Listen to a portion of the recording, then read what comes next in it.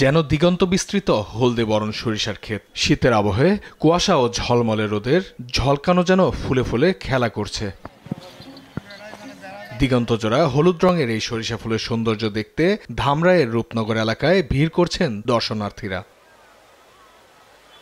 পরিবার ও প্রিয়জনদের নিয়ে হলুদের রাজ্যে ভ্রমণের এই স্বাদ যেন সরিষার মিষ্টি গন্ধের মতোই প্রাণবন্ত। তাই তো শহরের কোলাহল পেরিয়ে ধামরাইয়ের রূপনগরে স্বস্তি মিলেছে প্রকৃতি প্রেমিকদের। এখানকার পরিবেশ এই প্রাকৃতিক দৃশ্য আমাদের আর কি খুব মন ছুঁয়ে যায়। প্রাকৃতিক দৃশ্যটা দেখতে খুব ভালো লাগছে, মনোমুগ্ধকর পরিবেশ সরিষা ক্ষেতের। আমরা সপরিবারে আসছি, আমার 2 ছেলে, বোন, ওয়াইফ, খুব ভালো লাগতেছে আমাদের। আগের দিনগুলো খুব ভালো ছিল, ক্ষেত ছিল নিজেদেরও, তখন আসতাম বাবার সাথে, বাবার হাত ধরে ঘুরতে। এখন আসি নিজের ছেলে মেয়েদের নিয়ে ঘুরতে, এটাই ভালো লাগা।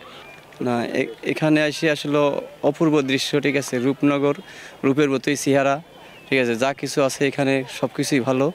আমি এখানকার যে দৃশ্যগুলো আছে এগুলো আসলে মনোরম। ঢাকাতে বেড়াতে আসছি এটা দেখার জন্য, এটা আমাদের খুব ভালো লাগলো দেখতে। সরিষা ফুলের হলুদ সমারোহের মধ্যে আমরা মোটামুটি খুব ভালো লাগছে। সরিষা ফুলের সৌন্দর্য দর্শনে এসে অনেকেই আবার দুপায়ে মারিয়ে নষ্ট করছে কৃষকের যত্নের ফলানো ফসল, যে কারণে কিছুটা ক্ষুব্ধ সরিষা চাষিরা।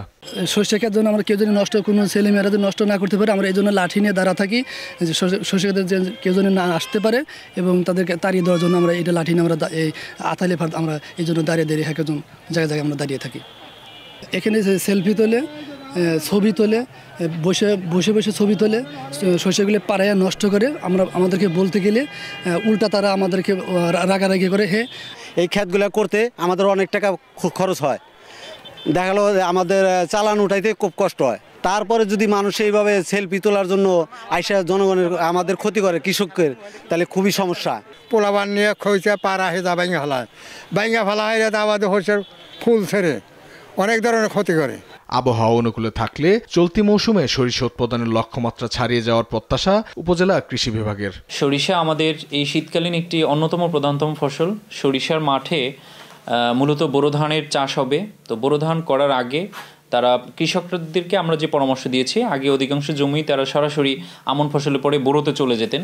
সেই ফসলগুলোতে আমরা সরিষা ফসলটাকে এবার অন্তর্ভুক্ত করতে সক্ষম হয়েছি। আমাদের ধামরাইয়ে এবছর ৭,২২০ হেক্টর জমিতে সরিষার আবাদ হয়েছে। মাঠে সরিষার অবস্থা সার্বিকভাবে খুব ভালো রয়েছে। ইনশাল্লাহ আশা করি কৃষকরা তাদের কাঙ্ক্ষিত যেটা ফলন, সেই স্বপ্নের ফলনটা ওনারা পাবেন এই সরিষা থেকে। ধামরাই উপজেলায় এবছর ৭,২২০ হেক্টর জমিতে সরিষা আবাদ হয়েছে। নিউজ ডেস্ক, দেশ টিভি।